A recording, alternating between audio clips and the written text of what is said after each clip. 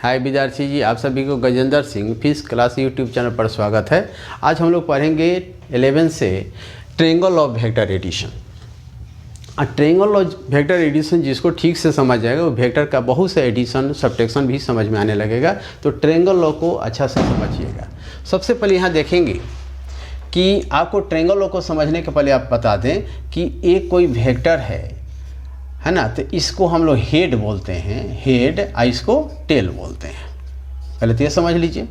और किसी वेक्टर का हेड से किसी दूसरे वेक्टर का टेल जुटता है तो उसको बोलते हैं same order and direction. Clear?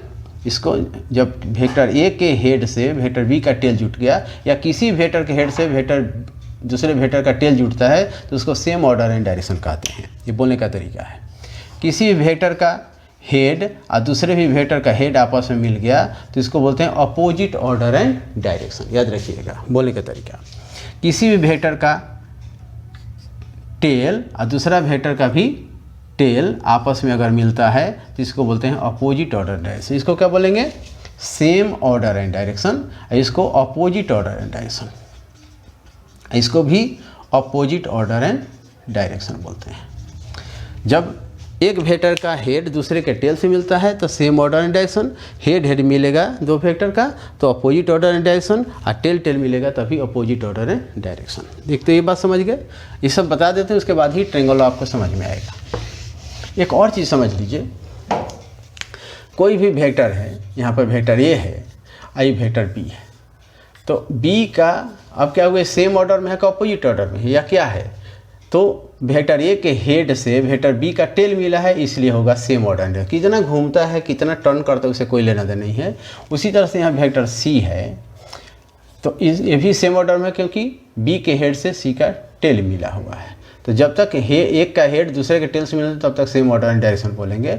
और फिर इसी तरह से डी हो गया, ये भी क्या होगा, इस डी का हेड टेल और सी के हेड मिलते तो सेम ऑर्डर एंड डायरेक्शन होगा। जब तक हेड से टेल मिलते जाएगा सेम ऑर्डर एंड डायरेक्शन बोलेंगे, और जब तक हेड सेम डायरेक्शन में तब तक जोड़ते जाएंगे। इसलिए vector A plus vector B plus vector C plus vector D.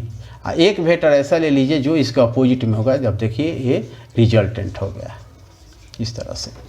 तो ये तो देखिए यहाँ पर डी का हेड और आर का भी हेड मिला इसलिए अपोजिट ऑर्डर है, टेल टेल मिला इसलिए अपोजिट। जब तक सेम ऑर्डर में है उसको जोड़ते जाएंगे, जो अपोजिट में है वही अकेला सबके बराबर होगा। ये तो एक सिस्टम है समझाने के लिए। दूसरी बात है कि अब हम ट्रायंगल लॉ को पढ़ते हैं। देखिए कैसे होता है। मान ली कि यही दो वेक्टर हम लोग को दिया कि वेक्टर ए और वेक्टर बी दोनों को हम लोग को क्या करना है, एडिशन करना है। और ट्रायंगल लॉ से करना था। We know that every triangle has three side, है ना, three angle and three vertex. तो थ्री साइड है तो वेक्टर ए को ट्रायंगल के एक साइड से रिप्रेजेंट करते हैं। वेक्टर ए आई ट्रायंगल का साइड है P and Q. P Q is represent, vector A is represented by P Q. और ट्रायंगल के एक सेकंड साइड है जिसका नाम हम आर देते हैं, इसको वेक्टर बी से रिप्रेजेंट करते हैं। तो कैसे लिखेंगे?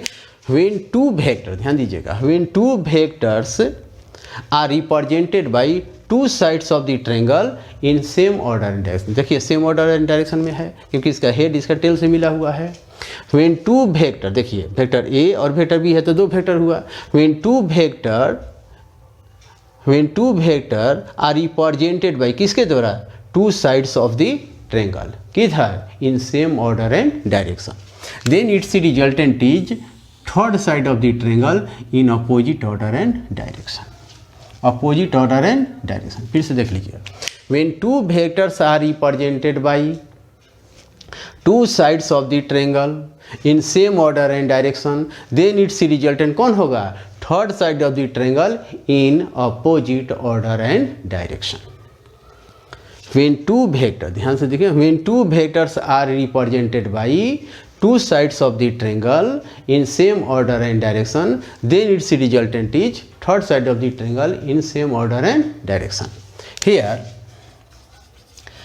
two vectors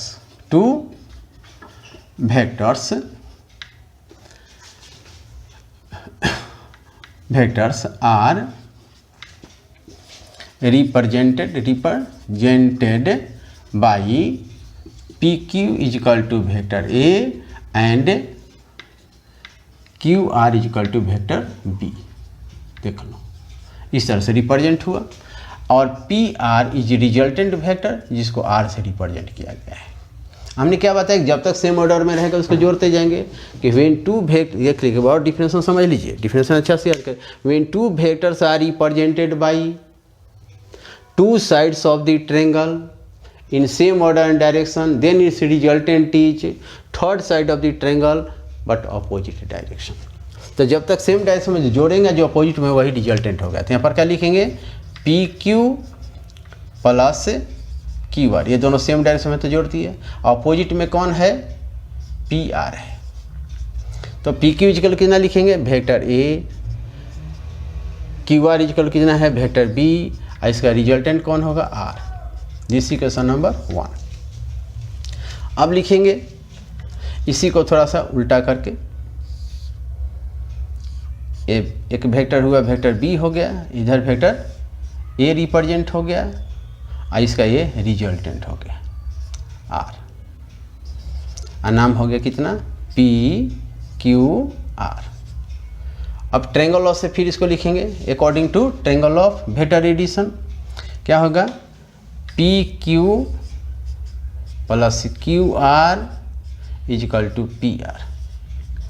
P Q is equal to कितना, vector B, Q R is equal to vector A, और P R is equal to vector R. This equation number 2। अगर ध्यान से देखेंगे तो इक्वेशन 1 2 दोनों इक्वल है, आर के बराबर है। तो फ्रॉम इक्वेशन 1 एंड 2 क्या होगा, 2 ए भी आर है, ए भी आर है तो क्या लिखेंगे, vector A plus vector B is equal to vector B plus vector A. ऐसे उल्टा पुल्टा लिखने को क्या बोलते हैं, कॉम्यूटेटिव लॉ। तो लिखेंगे इट इज ऑबे, कौन चीज ऑबे करता है, it is obey commutative law. Addition of triangle of vector addition क्या करेगा, triangle of vector addition is obey to the commutative. It is obey commutative law, ये commutative law का पालन करता है ना। ट्रायंगल ऑफ वेक्टर एडिशन जो होता है कॉम्यूटेटिव लॉ को पालन करता है, यानी इसको पे करता है। तो ये ट्रायंगल लॉ है, और ट्रायंगल लॉ के आधार पर बहुत से हम लोग समझ सकते हैं। तो ट्रायंगल लॉ क्या डिफिनेशन क्या है कि when two vectors are represented by two sides of the triangle in same order and direction then its resultant is third side of the triangle in opposite order and direction. अगर हिंदी में सुनना चाहते हैं तो सुन लीजिए, जब दो सदिशों का निरूपण सदिश के त्रिभुज के दो भुजाओं द्वारा एक ही दिशा में किया जाए तो इसका परिणामी सदिश त्रिभुज का तीसरा भुजा होगा, लेकिन विपरीत दिशा में। एक बार और सुन लीजिए, जब दो सदिशों का निरूपण त्रिभुज के दो भुजाओं द्वारा एक ही दिशा में किया जाए तो इसका परिणामी सदिश त्रिभुज का तीसरा भुजा होगा, परंतु विपरीत दिशा में। अगर इंग्लिश में सुनना है तो सुन लीजिए, when two vectors are represented by two sides of the triangle in same order and direction then its resulted in third side of the triangle in opposite order and direction. तो आप उम्मीद करते हैं कि आप लोग समझ गए होंगे। इसके साथ हम इस वीडियो को समाप्त करते हैं। आप लोग मेरे चैनल को लाइक और सब्सक्राइब करिएगा। थैंक